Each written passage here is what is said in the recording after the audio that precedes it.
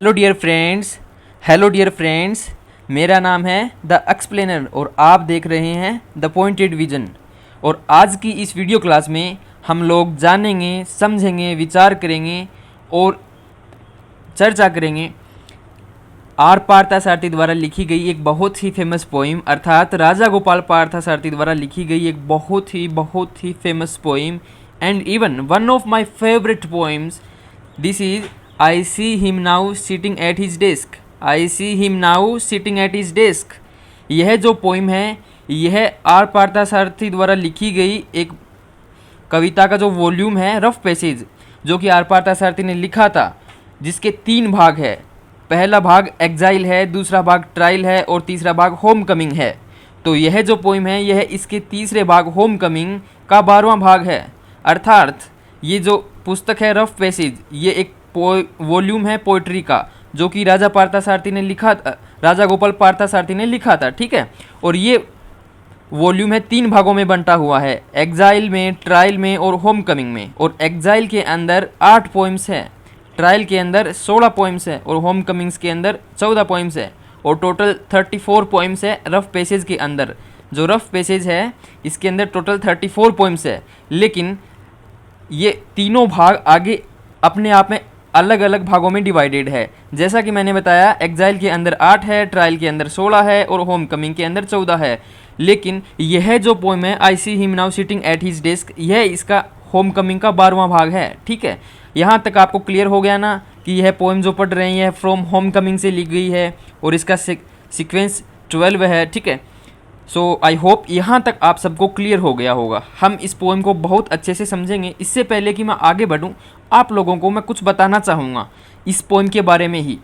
तो वो ये है कि ये जो आर पार्थसारथी, ये जो कवि है, ठीक है, ये तो है इसके कवि। ठीक है, अब इसमें स्पीकर कौन है? जैसे पोइम्स होते हैं ना, इसका कवि अलग होता है और उसमें स्पीकर फिर अलग भी हो सकते हैं। कवि तो होता ही है एक प्रकार से, कहीं ना कहीं एक सीमित हद तक तो होते ही हैं और बहुत हद तक कवि ही होता है।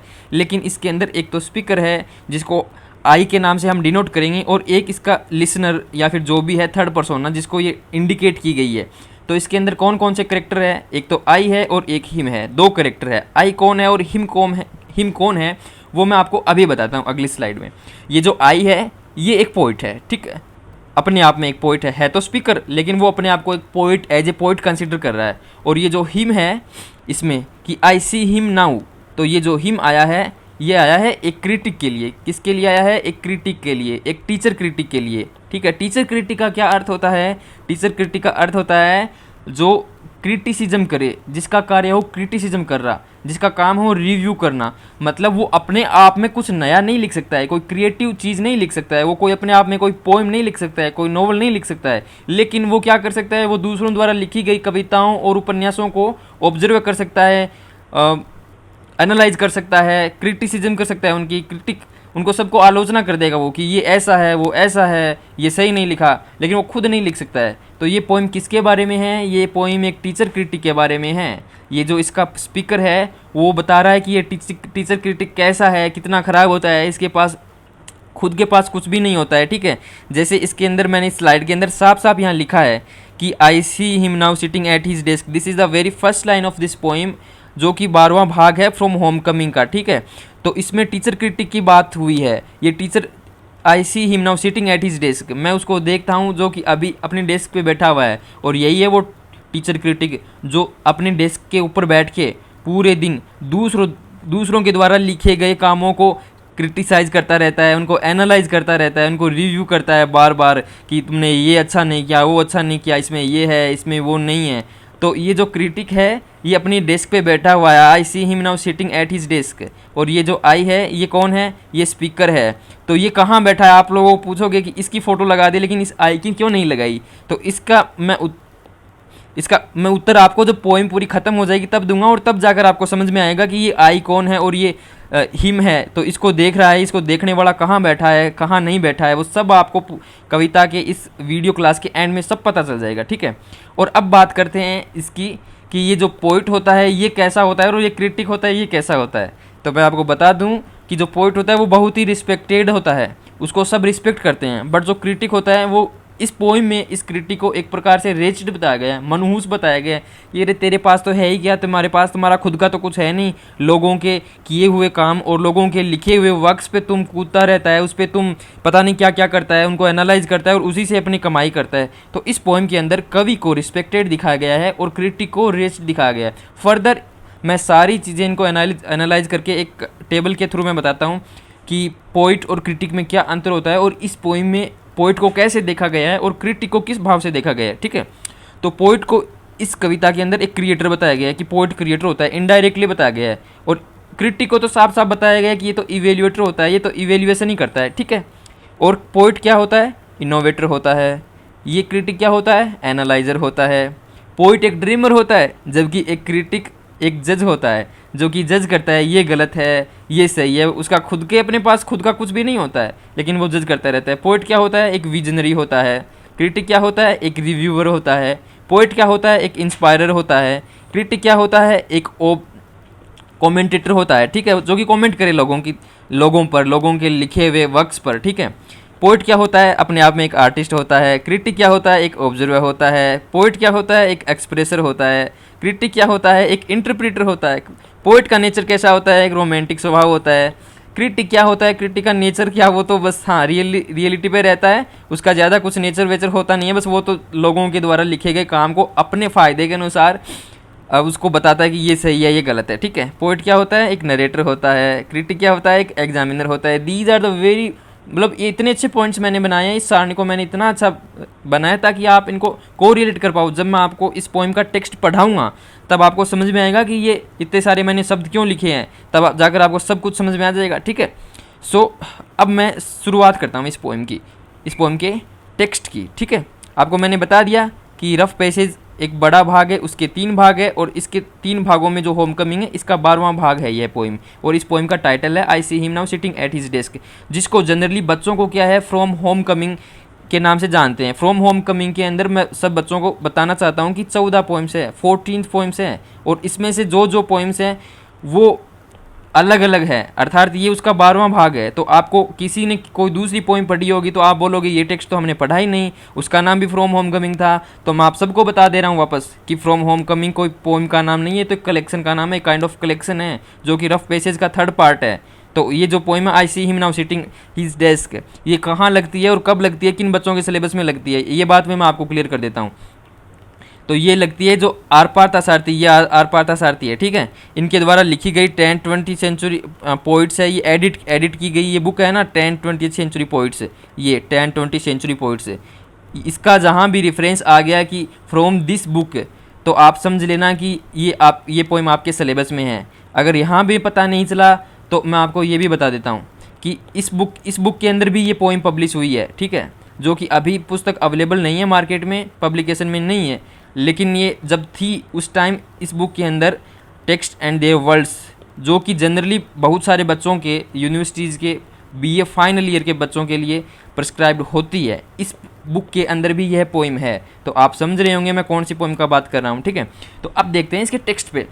तो I see him now sitting at his desk, this is the first line. इसमें कवि है, ये कवि बोलें या फिर इसको स्पीकर बोलें, ये आई कौन है, स्पीकर बोलते हैं। ठीक है, ये स्पीकर देख रहा है किसको, हिम कौन है, क्रिटिक है, एक क्रिटिक जो कि अपने बेंच पे बैठा हुआ है, लिख रहा है, पढ़ रहा है कि क्या सही है क्या गलत है, एक क्रिटिक बनकर बैठा हुआ है। और ये जो शब्द आया है नाउ, ये इंडिकेट करता है कि ये अब जाकर इस डेस्क पे बैठा है, मतलब क्रिटिसिज्म का। इसने पहले कवि बनने की भी ट्राई किया था लेकिन कवि वो बन नहीं पाया, ये आगे बात पता चलेगी आपको। ठीक है, तो फर्स्ट लाइन हो गई I see him now sitting at his desk, मैं उसको देख रहा हूँ वो अपनी डेस्क पे बैठा है, जो क्रिटिक है वो। ठीक है, the door is open, it is evening, on the lawns the children play. ये क्या है, ये सराउंडिंग जो भी परिदृश्य है, फिनोमिना है, वो बताया गया है।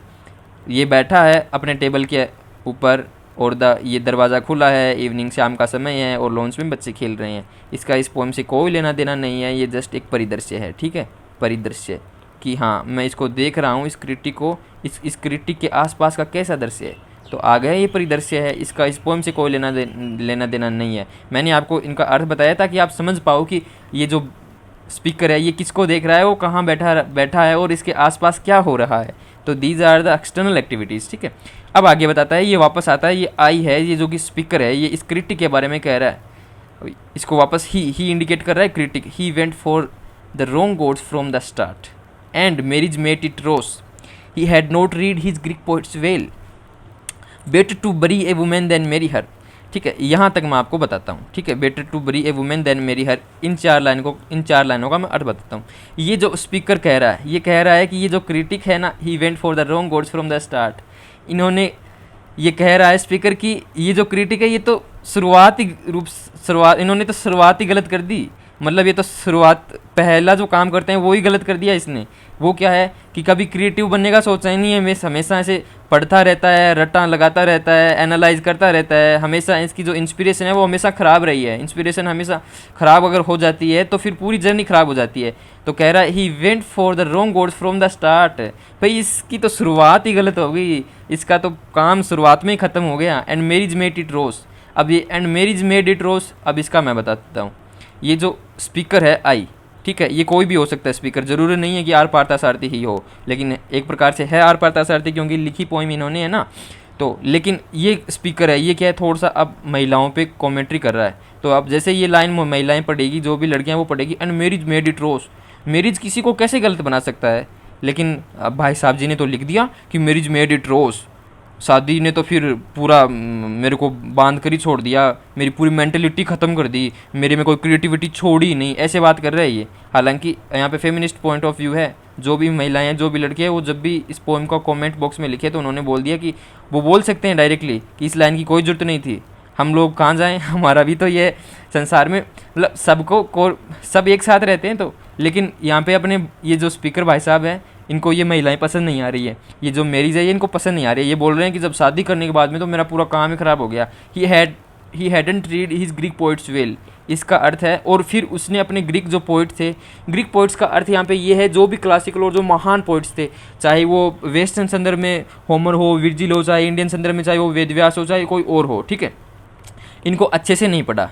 Better to bury a women than marry her, फिर ये वापस वहाँ आ गया महिला पे कि एक महिला से शादी करने से अच्छा है कि उसको दबा दिया जाए, उसको बरी कर दिया जाए। ठीक है, तो यहाँ पे वापस फेमिनिस्ट पॉइंट ऑफ व्यू है। ये जो स्पीकर है इस महिला से नाखुश है, लेकिन ये बता किसका रहा विवरण, वैसे तो नाखुश नहीं है, लेकिन ये बता रहा है कि ये जो क्रिटिक है ना, इस क्रिटिक की लाइफ बता रहा है कि पहले तो इसने इसकी इंस्पिरेशन थी वो भी इसने ख़राब चुन ली, मतलब इसने कभी क्रिएटिव माइंड रखा ही नहीं, फिर इसने शादी कर ली, शादी करने के बाद में तो इसका और काम ख़राब हो गया, फिर इसने अपने जो ग्रीक पोइट्स थे, जो महान कवि थे, उनको कभी पढ़ा नहीं अच्छे से, फिर कह रहा है कि इससे अच्छा तो ये फिर ये अब एक प्रकार से बता रहे हैं कि better to bury a women than marry her, कि हाँ अच्छा होता है ये मैरी करना तो एक प्रकार से बहुत ही ख़राब काम है, better to bury a women than marry her. और ये हो सकता है डायरेक्टली इस आई का ही कुछ अपना अनुभव हो, या फिर ये अपनी बात ही यहाँ पे डायरेक्ट पुट कर रहा हो, जैसा कि यहाँ ही है तो ही इस क्रिटिक के लिए आया है, लेकिन यहाँ ये जो लाइन है ये एक अलग रूप में आई है, तो ये कहा जा सकता है कि ये दोनों के लिए इंडिकेट कर सकती है। ठीक है, अब आगे बढ़ते हैं।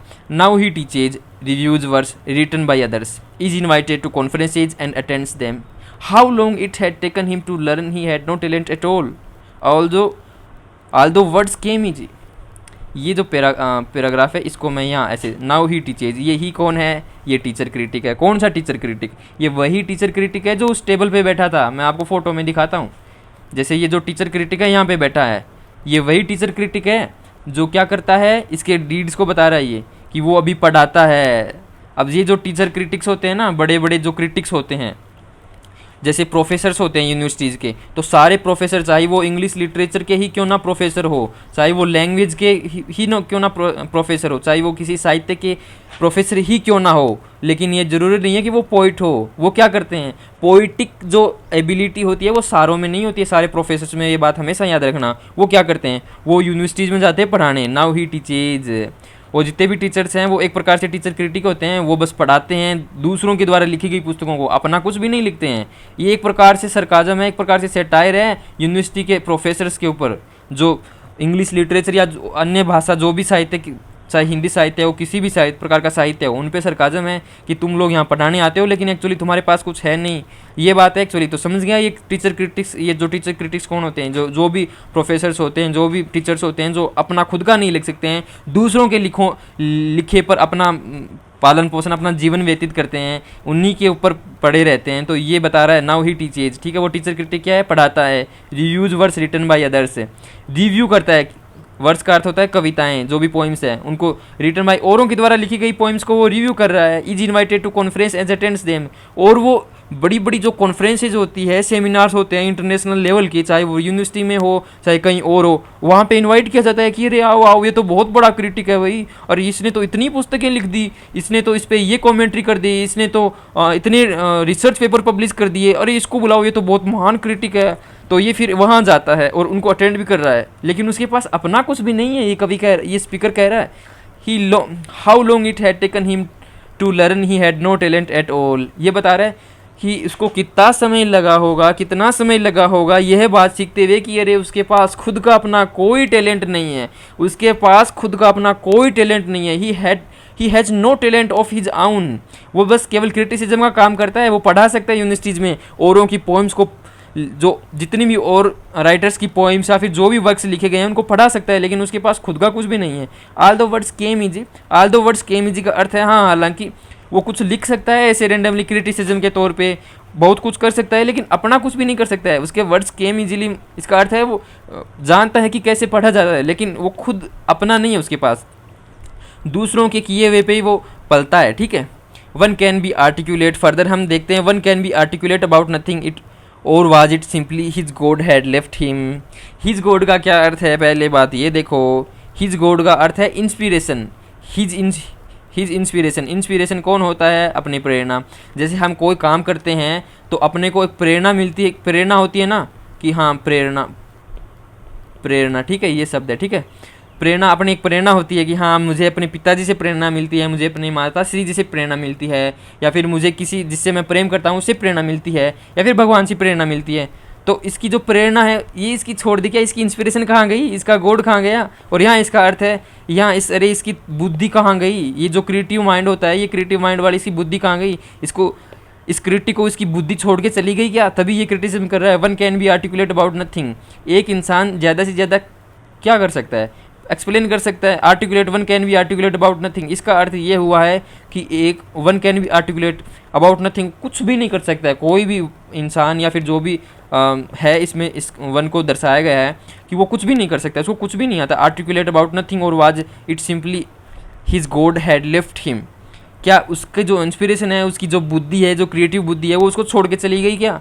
ये जो स्पीकर है ये पूछ रहा है कि इस क्रिटिक की मति कहाँ गई, इसकी दृष्टा कहाँ गई, इसकी सृजनात्मकता गई कहाँ। ये स्पीकर इस क्रिटिक से पूछ रहा है कि अरे तू क्या कर रहा है, लोगों के द्वारा लिखे गए काम पे कर रहा है, अपना कुछ तो करता नहीं है, ठीक है। इसके आगे देखते हैं, अब आगे बोल रहा है pedalling his bicycle glasses he asks what's like to be a poet I said to myself, ठीक है।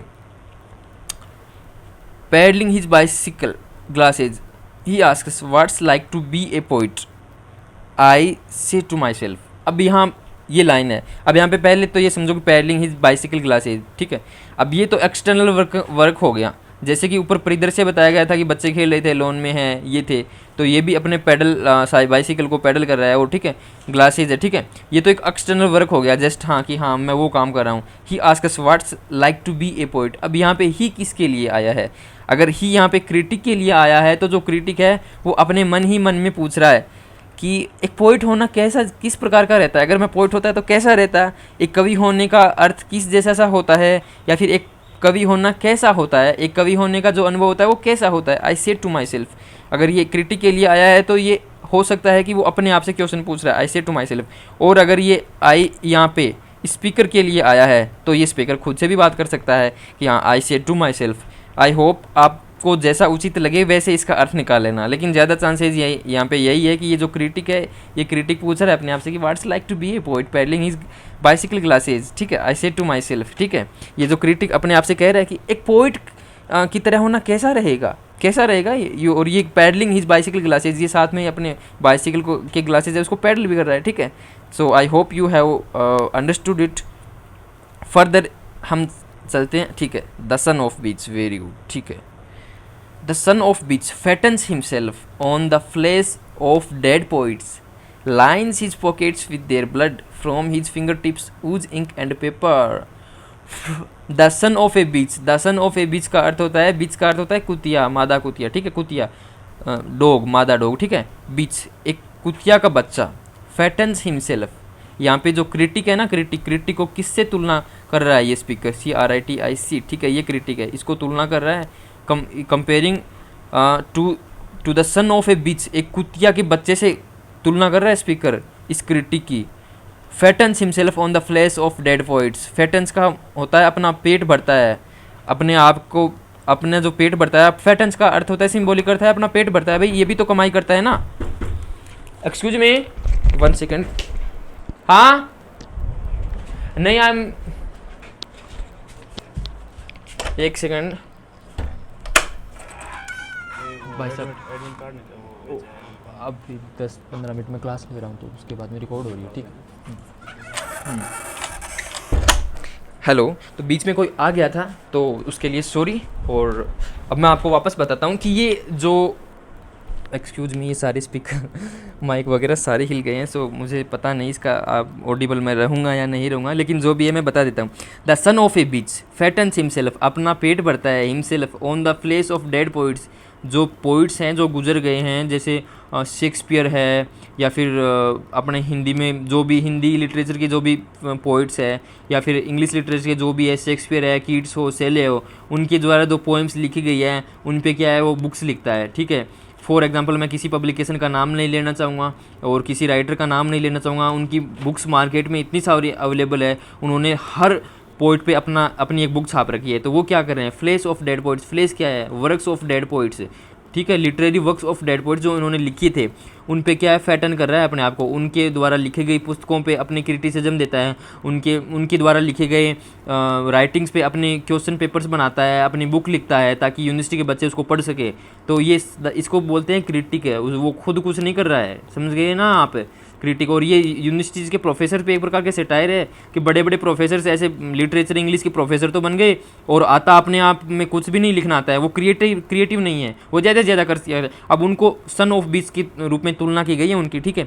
Lines his pockets with their blood, lines his pockets का अर्थ होता है अपनी पॉकेट्स को भरता है, अपनी जेबें भरता है, विद देयर ब्लड, उनके खून से, किनके खून से, जो पोइट्स जो जा चुके हैं उनके खून से, ठीक है, अपनी पॉकेट भर रहा है ये, अर्थात उनकी राइटिंग से अपनी पॉकेट्स भर रहा है, इसको खुद कुछ नहीं आता है, उनकी सहायता से ये सब कर रहा है, ठीक है।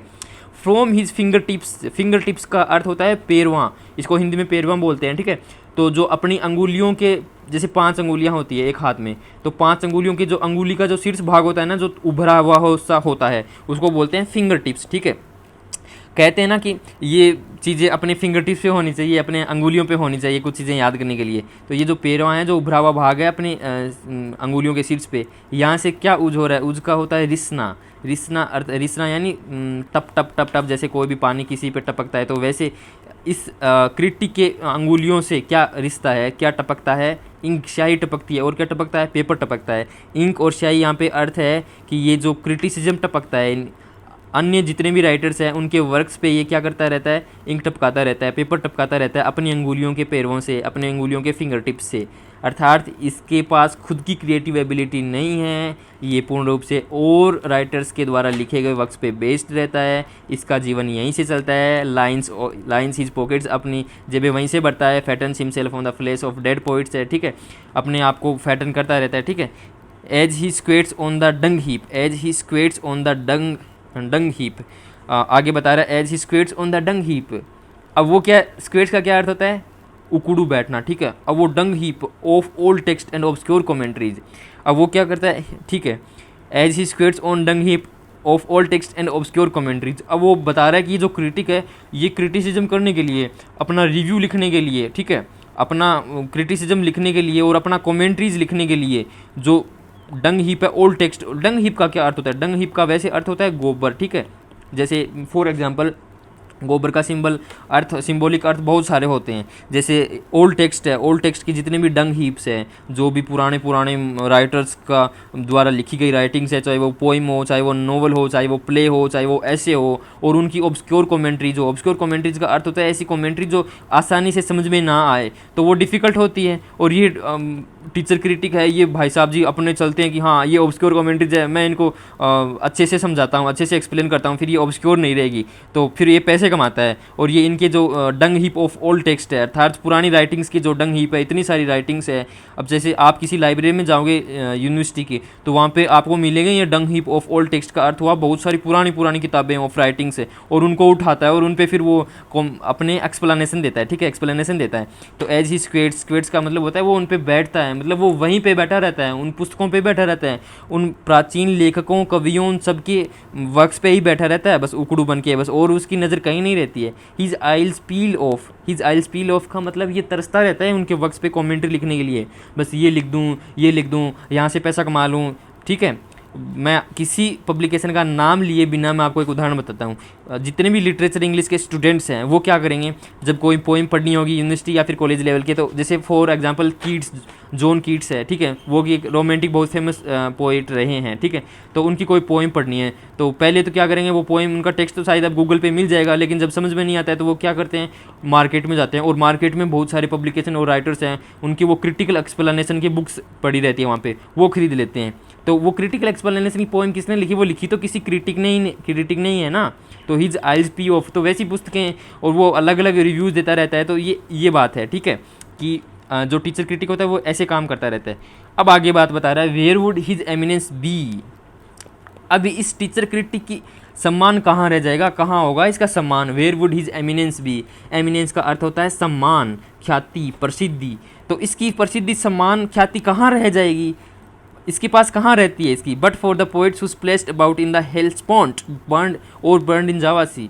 ये कह रहा है इसकी ख्याति इतनी ही है कि ये बड़े बड़े जो पोइट्स हैं जिन्होंने स्प्लेस किया हेलस्पॉन्ट में, और जो कि जावा सी में मर गए, बर्न हो गए, अर्थात ये जो महान महान कवि है जिन्होंने इतने क्रिएटिव राइटिंग्स लिखी, जिन्होंने स्प्लेस अबाउट इन द हेलस्पॉन्ट, ये एक फ्रेज है, इसका अर्थ होता है कि मतलब जिन्होंने बहुत अच्छे से वर्क्स किया अपनी क्रिएटिव राइटिंग्स के द्वारा, और बर्न इन जावा सी, और जिन्होंने जावा सी के अंदर, अर्थात जावा सी का एक सिंबॉलिक अर्थ है, अर्थात उनकी बड़ी बड़ी राइटिंग्स हैं, उन पे काम करके ही इस क्रिटिक की पहचान हो सकती है, इस क्रिटिक की ख्याति रह सकती है, इसके अलावा कुछ भी नहीं हो सकता इसका, ठीक है। तो इसका बता रहा है कि इसकी ख्याति भी बता दी कि इसकी क्या ही औकात है, तेरी टीचर क्रिटिक, ये स्पीकर बता रहा है कि तेरी क्या ही औकात है, अगर ये नहीं होते तो तुम्हारी आज कोई पहचान ही नहीं होती, क्योंकि तुम खुद का तो लिख नहीं रहे हो, और इन पे लिखे का अपने, इन पे जो इन्होंने जो काम लिखे हैं बड़े राइटर्स ने, प्राचीन है चाहे वो कोई भी हो, अब इनकी क्रिटिसिज्म करता रहता है, तो तुम्हारी इतनी पहचान है, खुद की कोई पहचान नहीं है। तो ये कवि बता रहा है कि खुद की एक पहचान होनी चाहिए, खुद की एक राइटिंग होनी चाहिए, खुद को पोइट बनना है, खुद को क्रिएटिव बनना है, चाहे वो पोइट बनो, चाहे वो प्ले राइट बनो, चाहे वो नॉवलिस्ट बनो, चाहे एसेइस्ट बनो, चाहे story writer, can be any, ठीक है, किसी भी प्रकार का वो इनोवेटर क्रिएटिव हो सकता है, लेकिन होना खुद का चाहिए, आइडेंटिटी खुद की होनी चाहिए। इसका शीर्षक कितना अच्छा है, वी मस्ट हैव आवर आउन आइडेंटिटी, दूसरों पे कभी डिपेंडेंट नहीं रहना है, ठीक है। आई होप आप सब ने ये टीचर क्रिटिक और ये I see him now sitting at his desk, जो कि 12वां भाग है होम कमिंग का, कुछ तो समझा होगा आपने। मैंने इसके माध्यम से आपको बताया है कि ये जो रोल है, ये पोइट है, ये क्रिएटर होता है, जबकि क्रिटिक इवेल्युएटर होता है, ये इनोवेटर होता है, जबकि क्रिटिक एनालाइजर होता है, एक पोइट ड्रीमर होता है, जबकि एक क्रिटिकर एक जज होता है, एक पोइट है वो विजनरी होता है, एक क्रिटिक रिव्यूअर होता है, एक पोइट है वो इंस्पायरर होता है, जबकि एक क्रिएटर कमेंटेटर होता है, पोइट एक आर्टिस्ट होता है, क्रिटिक एक ऑब्जर्वर होता है, पोइट एक एक्सप्रेसर होता है, जबकि एक क्रिटिक एक इंटरप्रेटर होता है, एक पोइट है वो रोमांटिक होता है अपने नेचर में, जबकि क्रिटिक होता है वो थोड़ा रियलिस्टिक होता है। मतलब रोमांटिक का तो कहाँ, उसमें कहाँ रोमांटिक आएगी, वो तो बस अपने पैसे कमाने के पीछे भागता रहता है। पोइट है ये क्या है, एक नरेटर होता है, और क्रिटिक क्या है, एक एग्जामिनर होता है। आई होप आप सब ने ये समझा होगा। Where would his eminence be, ये एक पोइम है, ये पोइम की लास्ट लाइन है एक प्रकार से, ठीक है। तो इसका मैंने अर्थ यहाँ पे थोड़ा सा अच्छे से मतलब एक्सप्लेन, वैसे तो मैंने कर दिया है, जो एक्सप्लेन किया है वही अर्थ है इसका, लेकिन फिर भी मैंने यहाँ पे थोड़े से एलिजेंस डाले हैं, तो ये ज़्यादा पढ़ने की कोई ज़रूरत है नहीं। अगर फिर भी आप पढ़ना चाहो तो 2 मिनट रुक कर आप पढ़ सकते हो। तो आज की इसी क्लास का यहीं ख़त्म होता है, यहीं समापन होता है। इसी के साथ मैं आपसे मिलूँगा नेक्स्ट क्लास में, और मुझे कॉमेंट करके बताइए कि नेक्स्ट क्लास किसकी होनी चाहिए। इसी के साथ धन्यवाद। हेलो फ्रेंड्स, हेलो, एक क्वेश्चन पूछा था मैंने आपको वीडियो के शुरुआत में कि ये जो टीचर क्रिटिक है, I see him now sitting at his desk, ये जो आई है ये स्पीकर है, और ये जो हिम है ये टीचर क्रिटिक है जो अपने डेस्क पे बैठा हुआ है, ठीक है, यही वो डेस्क है, ठीक है। तो इसके अंदर ये बता रहा है कि मैं उसको, इस टीचर क्रिटिक को अपने डेस्क पे बैठा हुए देख रहा हूँ, ठीक है, देख पा रहा हूँ अभी, ये स्पीकर कह रहा है। लेकिन इस टीचर क्रिटिक की तो मैंने फ़ोटो लगा दी, और ये जो स्पीकर है इसकी मैंने लगाई नहीं। ये कहाँ से देख रहा है, तो इसका मैंने बताया था कि मैं आपको वीडियो के एंड में आपको इस चीज़ का उत्तर दूंगा, और जो कि मैं दे नहीं पाया हूँ, तो ये जो नया वीडियो बना रहा हूँ मैं, और इसको अटैच कर दूंगा इस वीडियो के साथ में। तो ये जो आई है ना, ये एक्चुअली क्या है, ये स्पीकर कौन होता है जनरली किसी पोएम का, सामान्यतः बहुत हद तक स्पीकर होता है वो सामान्यतः ये कभी खुद ही होता है। आर पार्थसारथी इसमें खुद ही है। ये मैं आपको सीक्रेट बता रहा हूँ इस चीज़ का एक प्रकार से, ठीक है। ये आर पार्थसारथी हैं, ये बैठे बैठे देख रहे हैं इस क्रिटिक को, और ये क्रिटिक किसको देख रहे हैं, ये टीचर कौन, ये क्रिटिक है, ये टीचर क्रिटिक कौन है। अब ये तो है नहीं कि आर पार्थसारथी किसी टीचर क्रिटिक को देखने जाएंगे। ये टीचर क्रिटिक ये अपने आप में खुद ही है। ये खुद का जो डिलीमा ये बता रहा है कि आज मेरे पास इतनी स्किल्स नहीं है, मैं एक प्रकार का, अब ये इन्होंने खुद ने, जैसे मैं आपको उदाहरण बताता हूँ, इन्होंने खुद ने ये एडिटिंग का काम किया है, पोइट्री फ्रॉम लीड्स है, और लोगों के और राइटर्स के द्वारा लिखी गई पोएम्स को एडिट कर दिया और अपने पैसे कमा लिए। 10-20 सेंचुरी पोइट्स है, तो ये क्या काम किया इन्होंने, ये बाबा जी, ये चाचा जी, अपने जो आर पार्थसारथी की फोटो दिख रही है, ये जो पोइम्स है, ये दोनों इनकी खुद की एडिट की हुई है। तो इन्होंने क्या काम किया, यही तो है टीचर क्रिटिक। ये खुद एक प्रकार के क्रिटिक थे, और ये फिर आर पार्थसारथी, हालांकि ये पोइट भी थे, ये आर पार्थसारथी रफ पेशे है, इन्होंने पोइम, ये बाद में अपनी खुद की पोइम्स लिखी 38 जिन्होंने बताया, जिसके बारे में मैं पहले ऑलरेडी बहुत कुछ डिस्कस कर चुका हूँ। तो आई होप कि ये टीचर क्रिटिक कौन है मैंने बता दिया ना, ये कि ये जो यहाँ पे बैठे हुए टीचर क्रिटिक कौन है। ये टीचर क्रिटिक एक प्रकार से ये खुद ही बैठे हुए हैं, और ये जो आई है ये स्पीकर, ये खुद ही आर पार्थसारथी है, और ये क्रिटिक भी खुद ही आर पार्थसारथी है, ठीक है।